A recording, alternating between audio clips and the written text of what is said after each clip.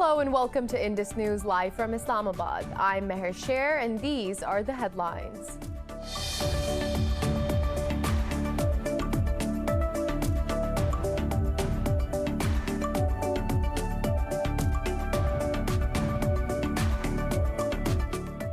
U.S. Secretary of State Antony Blinken has written a letter to Afghan President Ashraf Ghani outlining plans to find a negotiated settlement in Afghanistan.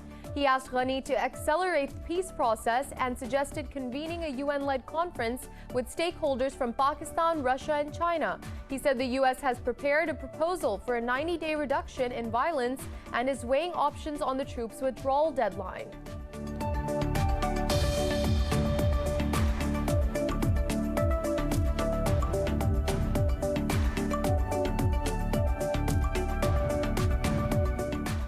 The Saudi-led coalition says it has launched airstrikes on military sites of Houthi rebels in Yemen's capital and other provinces. The strikes come after the coalition said it destroyed 10 drones launched by the rebels towards the civilian areas of the kingdom. The coalition said its operations comply with international law.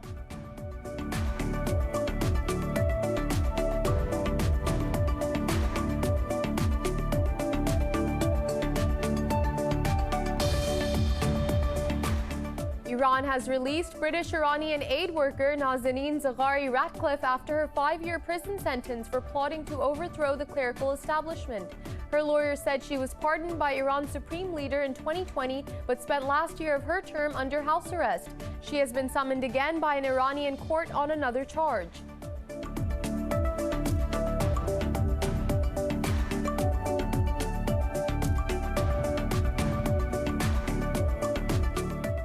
Several worker unions have called for a complete shutdown in Myanmar starting on Monday. The call for the strike was given to mount pressure on the military to restore democracy. Over 50 protesters have been killed by security forces since the military seized power last month.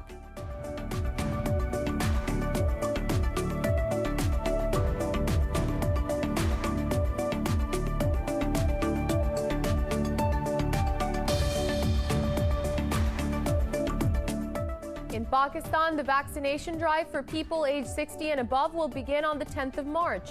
The announcement follows the approval of China's Sinopharm vaccine for people above 60 years old earlier this week. Pakistan has so far recorded 13,205 deaths and over 590,000 infections. Globally, there are over 116 million infections and nearly 2.6 million deaths.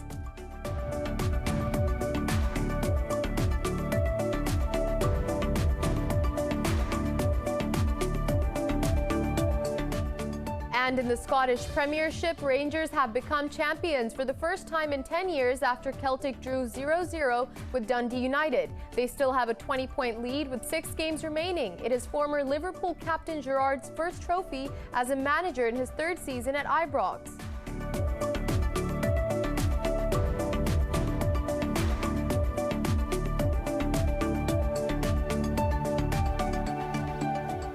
Well, those were the headlines. More news in detail after a short break. Stay with us.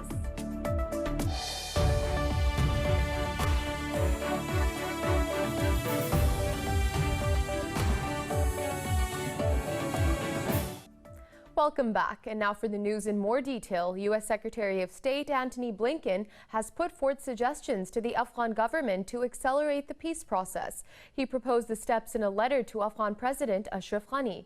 More details in this report. U.S. President Joe Biden is reviewing his strategy for Afghanistan, including an agreement reached with the Taliban last year. To that effect, his Secretary of State Antony Blinken calls for convening a UN-facilitated conference with international stakeholders. In his letter, he suggests that the meeting should involve diplomats from neighboring countries, including China, Pakistan, and Iran.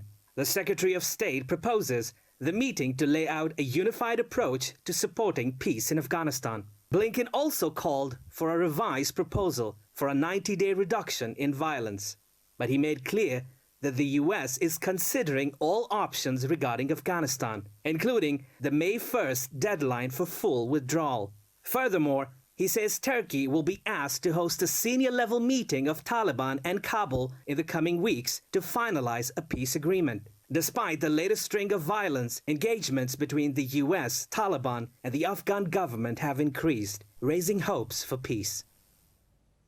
Moving on, the Saudi-led coalition says it has launched airstrikes on military sites of Houthi rebels in Yemen's capital and other provinces. The strike comes after the coalition said it destroyed 10 drones launched by the rebels towards the civilian areas of the kingdom.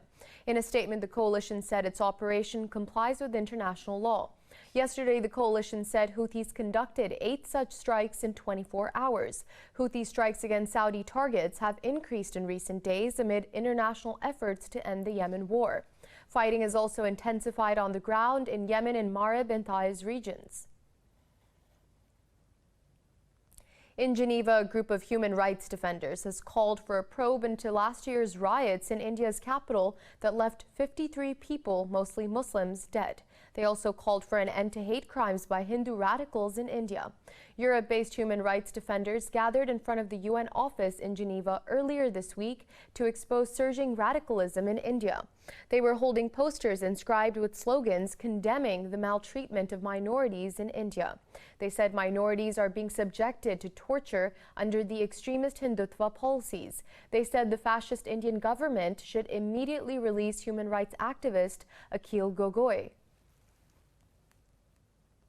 And in India, another farmer has committed suicide at the Delhi border in protest against the centre's controversial agricultural laws.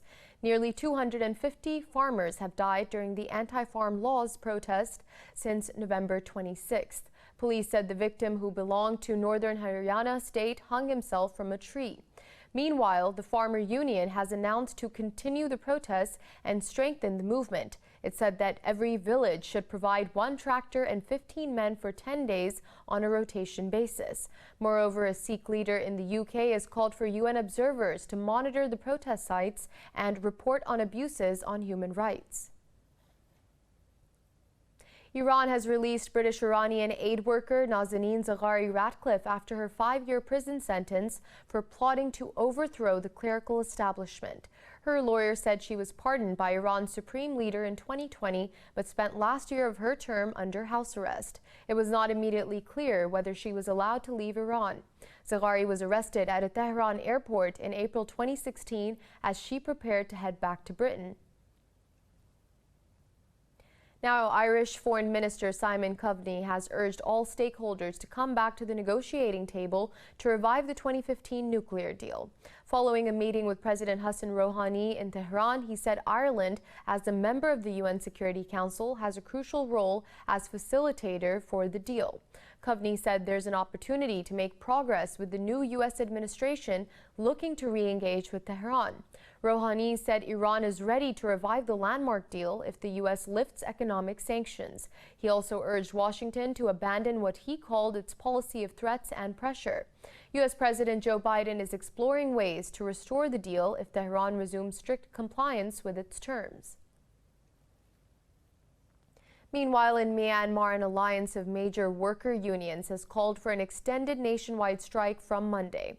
In a statement, 9 labor organizations urged people to stop work in an effort to reverse the seizure of power by the military. This comes as an official from the party of deposed leader Aung San Suu Kyi died overnight in police custody. Earlier, tens of thousands took part in the biggest protests in recent weeks against the military coup. Police fired tear gas and stun grenades to break up the protests in the country's northern Shan region. The UN says security forces have killed more than 50 people since the coup on February 1st. Meanwhile, China said it is ready to engage with relevant parties to ease the situation in the country. 3 Palestinian fishermen have reportedly been killed in an explosion off the coast of the Gaza Strip. Palestinian media is blaming Israel for the incident. The nature of the explosion is not known yet. In a social media post, Israel's defense forces have denied involvement in the incident. IDF said there were indications that the deaths were caused by an explosion. Earlier, the Israeli Navy opened fire at Palestinian fishermen sailing off Gaza City, forcing them to return to the shore. And thousands of Israelis hit the streets for the 37th consecutive week in protest against Prime Minister Benjamin Netanyahu. The nationwide anti-Netanyahu protests kicked off bigger and louder than usual, with the elections fast approaching. Protesters rallied outside Netanyahu's residence in Jerusalem, calling for his resignation over his ongoing criminal trial. Demonstrators also gathered at some 550 central junctions, squares, and bridges across the country. Famed Israeli artists, activists, and lecturers also joined the protests in order to show their support. Israel's state media said Prime Minister's supporters attacked demonstrators in Jerusalem. Netanyahu is facing severe public anger over the government's handling of the pandemic and his ongoing trial in court. However, he categorically denies the charges of corruption and fraud leveled against him. In Iraq, Pope Francis held a mass at a stadium in Erbil, which was attended by nearly 10,000 people. The mass was his final engagement on his 4-day visit to Iraq. On his last day, the Pope Francis visited Church Square in Mosul to pray for the victims of the war with ISIS, which left thousands of civilians dead. During his visit, the pontiff appealed for peaceful coexistence in a meeting with Iraq's top Shiite cleric, Ayatollah Ali al-Sistani. He also called for an end to violence and extremism in the country while criticizing factional and foreign interests that have destabilized Iraq. The 4-day visit is the pontiff's first international trip since the start of the pandemic and the first ever papal visit to the country. In Senegal, another protester has been killed in clashes with police during the demonstrations against President Macky Sall. At least 5 people have died in protests sparked by the arrest of Senegal's most prominent opposition leader, Ousmane Sonko. Violent clashes between police and opposition supporters continued in the capital, Dakar, and elsewhere. Military officials said protesters burned down a police station in Diobe while ransacked another 6 across the country. Meanwhile, the opposition coalition has called for 3 days of nationwide protests beginning on Monday. In a statement, the Movement for the Defense of Democracy urged people to massively descend on the streets. Earlier, the 15-nation economic community of Western African states called for all parties to exercise restraint. Moving on, Lebanon's caretaker Prime Minister Hassan Diab says the country is heading towards chaos as the currency continues to collapse. In a televised speech, Diab threatened to stop working to pressure politicians to form a new government. He urged the politicians to put aside their differences in order to form a government that can attract foreign help. The caretaker premier said the financial and political situation is severely straining the country. Meanwhile, protests against the financial crisis continue in Lebanon as the army tried to maintain law and order in Beirut. Demonstrators blocked various roadways across the country for the 5th day in a row. Diab's cabinet resigned following last year's Beirut port explosion. More stories after a short break. Stay with us.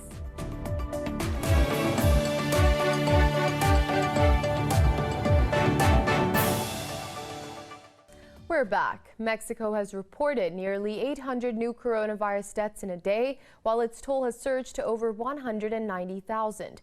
Globally, the virus has claimed over 2.58 million lives and infected more than 116 million people so far.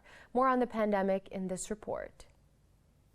Other than physical damages, the virus has been testing nerves of both public and the government. From protests to resignations, pandemic-related issues have been equally active as the disease itself. In Paraguay, the president has asked all cabinet ministers to resign following clashes at protests against the government's handling of the COVID-19 crisis. In the U.S. Senate, the all-night session saw Democrats battling among themselves over jobless aid and the Republican minority failing to push through some 36 amendments to the relief bill. But finally, Biden was happy that with his coronavirus aid bill, $1,400 payments to most Americans will start to go out this month.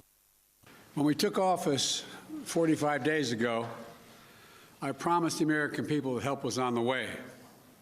Today, I can say we've taken one more giant step forward in delivering on that promise that help is on the way. Over in Europe, passengers flying indirectly to Portugal and Britain or Brazil will have to quarantine for 2 weeks upon arrival. British Prime Minister Boris Johnson says The reopening of the schools to all pupils on Monday will mark the first step back towards normality. Ireland reached the milestone of 500,000 coronavirus jabs administered. Meanwhile, hundreds of thousands of people in northern France went back into lockdown. French experts say around half of the health workers in the country's care homes do not want to be vaccinated. Ce virus qui est violent. This virus is brutal and the toughness of our sector has shown. The vaccine adds to all this. And today, it's not that we want to say we don't want to get the vaccine, we don't want to protect ourselves or the residents. It's just that we have completely lost trust in the government. After no new local COVID-19 cases, New Zealand marked a full week of no community transmissions across the country. Neighbouring Australia also had no local COVID-19 cases, making it the 37th day of no infections this year. Meanwhile, in Pakistan, the vaccination drive for people aged 60 and above will begin on the 10th of March. The announcement comes 2 days after the country approved China's Sinopharm vaccine for people above 60 years old. Pakistan has so far recorded 1,780 cases overnight, taking the tally to over 590,000 infections. The health ministry said more than 559,000 have recovered. At least one passenger has died and 40 others are injured after a train derailed near Sukkur. Train was going to Lahore from Karachi when 9 of its coaches derailed near the Sangi railway station. Army and Rangers troops along with engineers were moved to the incident site immediately for rescue and relief efforts. The timely deployment of troops ensured safety of passengers and their luggage. The injured people have been moved to a hospital where most of them are in critical condition.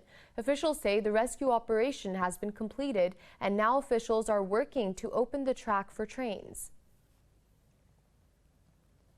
And in Sri Lanka, Catholic churches are observing Black Sunday, demanding justice for victims of the 2019 Easter attacks. More than 290 people were killed and nearly 500 others were injured in the terror attacks on 3 hotels and as many churches. The church leaders made the protest calls, saying the inquiry report failed to name the perpetrators of the attacks.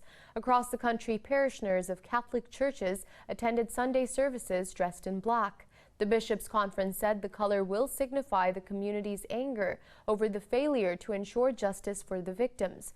A special prayer in remembrance of the victims was recited after Sunday Mass. The United States and South Korea are set to conduct their springtime joint military exercise this week. However, the drills will be scaled back due to the coronavirus pandemic. South Korea's Joint Chiefs of Staff said the 9-day computer-simulated command post exercise will begin on Monday. In a statement, he said both sides decided to proceed with the drills after comprehensively considering the COVID-19 situation. He added the exercises are defensive in nature, the drills will not include outdoor maneuvers, and the number of troops and equipment will be minimized. Meanwhile, North Korea says it is closely monitoring the combined drills and calls them a rehearsal for war. And over 150 pairs of buffaloes have participated in a traditional annual race in India. The southern Indian coastal city of Mangalore hosted the festival. More details in this report.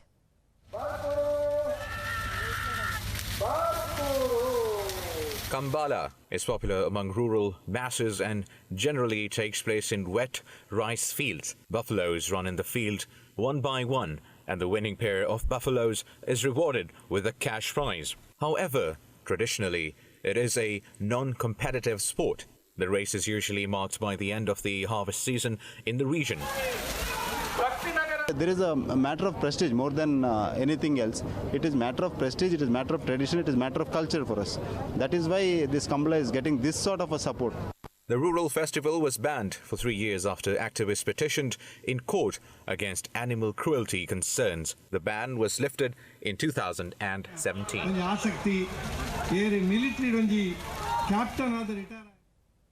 In France, a street sweeper is using TikTok to spread the message of cleanliness. The 45-year-old was fed up with people throwing litter on the ground in the COVID-19 pandemic. More in this report.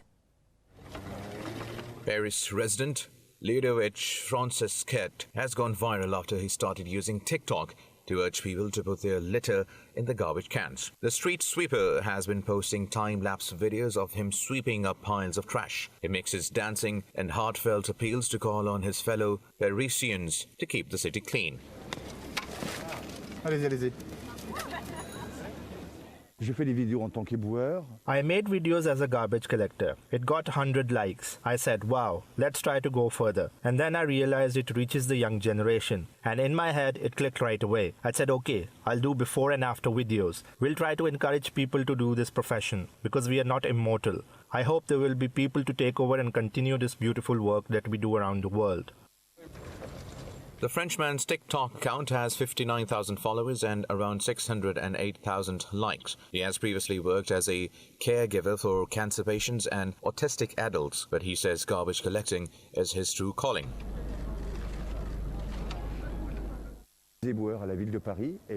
When I was little and doing grocery shopping with my mother, walking on the streets, I was picking up paper bags from the street, and she would say, "My son, that's disgusting. What are you doing?" And I would say, "I know it's disgusting, but it's important for the planet." With cafes and diners closed, many people are eating takeaway in public squares, increasing the volume of trash on the streets. But Francis Chest is doing his best to clean the streets and is pursuing his dream of making the planet a better place to live in. We'll return after the break with more stories. Stay with us.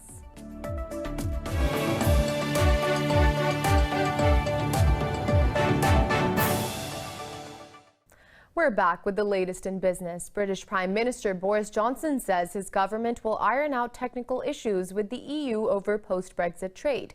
Talking to the media, he also expressed optimism regarding the future partnership with the bloc. Earlier, UK's top EU advisor David Frost called on Brussels to shake off its ill will and build a relationship as sovereign equals. He defended Britain's extension of a grace period for checks on food imports to Northern Ireland as being lawful. Both London and Brussels accuse each other of acting in bad faith in relation to the Northern Ireland Protocol. China's exports have grown at a record pace from a year earlier, despite the pandemic and Lunar New Year holiday. Customs data showed the exports skyrocketed over 154% in February compared with a year earlier. Moreover, China's foreign trade increased significantly in January and February. China's trade surplus jumped to over $103 billion for the first 2 months. In a statement, the customs said a rebound in foreign demand drove the surge. It said, in addition, a majority of manufacturing employees in China chose to stay put over the Lunar New Year holidays.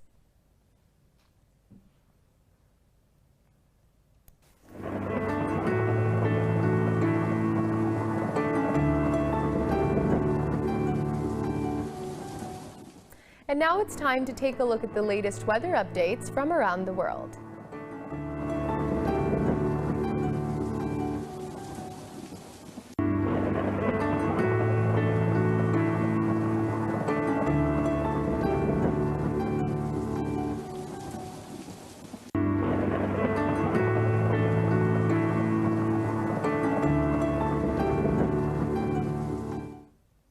For the latest updates, you can follow us on social media at indus.news.